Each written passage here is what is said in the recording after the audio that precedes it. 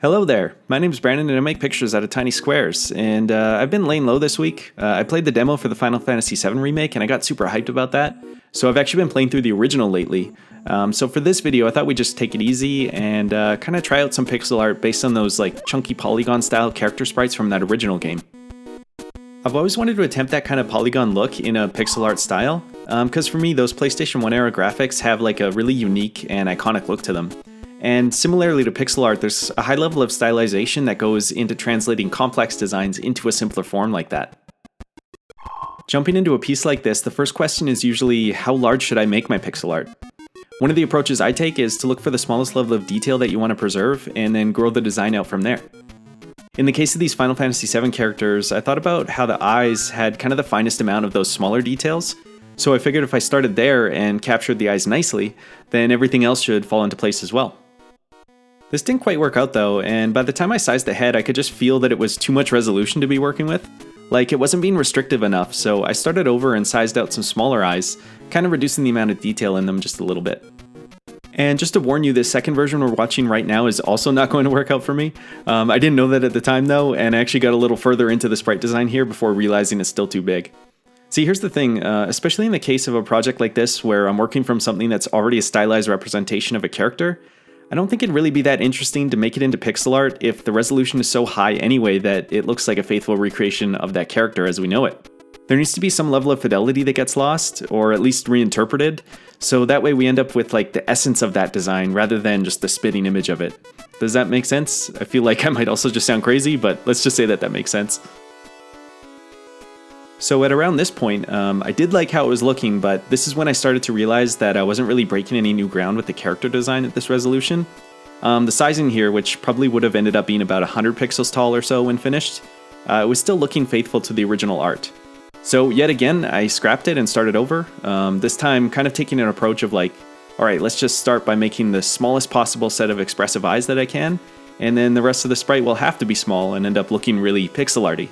So I used this sizing of only 3 pixels tall for the eyes, which also forced this kind of stern expression, but it looked kind of goofy and lifeless with flat eyebrows, or without any at all. And by the way, this third and final sizing attempt does work out, so there won't be any more starting over from here. As I got going at this sizing, I could just feel more at home. Like sometimes with low-res pixel art, you want to feel that you need to make sacrifices in the design or the construction to fit the space that you have to work with. I find that there's a lot of fun and challenge in it at least, and that's what I was getting here with this sizing.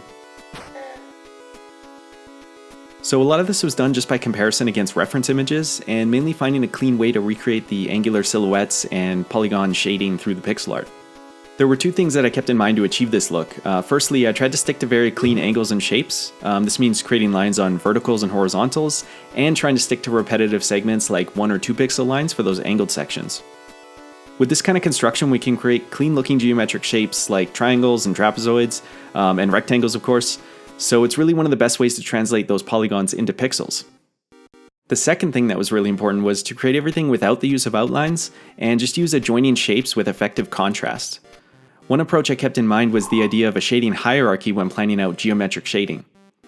If you think about light casting onto one side of a sharp 3D object, the various faces of that object will catch different amounts of light, and that shading communicates both the source of the light and the relation of those faces with respect to each other.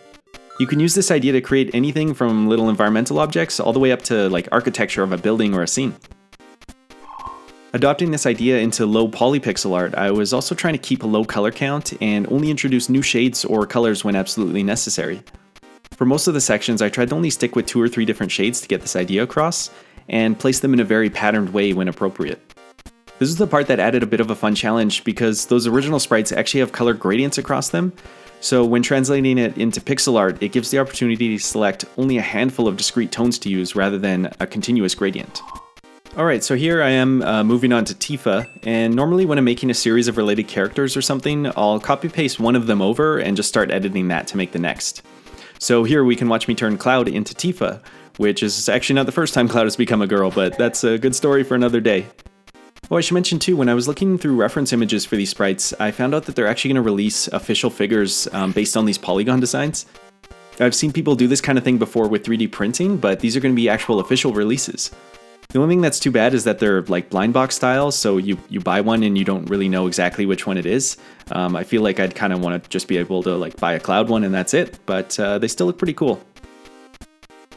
Anyway, at some point in the Tifa design, I realized that the white pixels in the eyes weren't really working for me, like they were looking kind of buggy, so I got rid of those and left it with just a really simple look that feels like it suits the style a bit better. By the time I got to designing Barret, I felt like I was really starting to hit my stride with how this low poly pixel style should look, and I got comfortable relying less on hitting every exact angle of the reference images and just had fun finding the character essence and translating it into this new style we've got going here. The only challenge with Barret is that he was a much larger character, but that actually did give a lot of freedom to find some nice angles and spacing for his design. So I continued on from here and worked my way through the main crew of heroes, and I don't really have much to add in the way of pixel art insights from those, so let's just go ahead and reveal the rest of those guys, and then I'll wrap up with a couple more thoughts after that. Alright, here's the low poly pixel art Final Fantasy VII crew.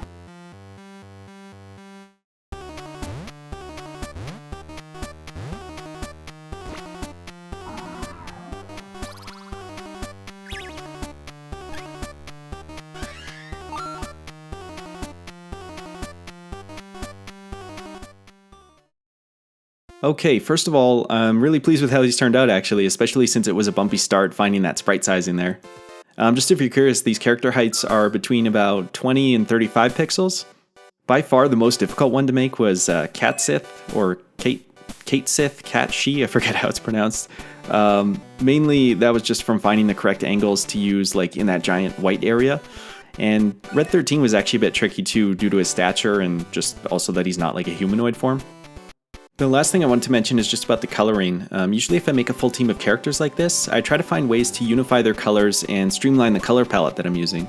So for instance, anytime you see a red being used here, like on Vincent's cape, or on Red 13's shading, it's the same red. Their actual coloring in the game doesn't necessarily line up like this, but for doing a pixel art representation of them, it helps provide some coherence to kind of share the colors among the full set like this. Alright, I hope you enjoyed joining me for this process. Let's wrap it up here with a bit of CRT time. So thank you for watching, and take care and keep it square.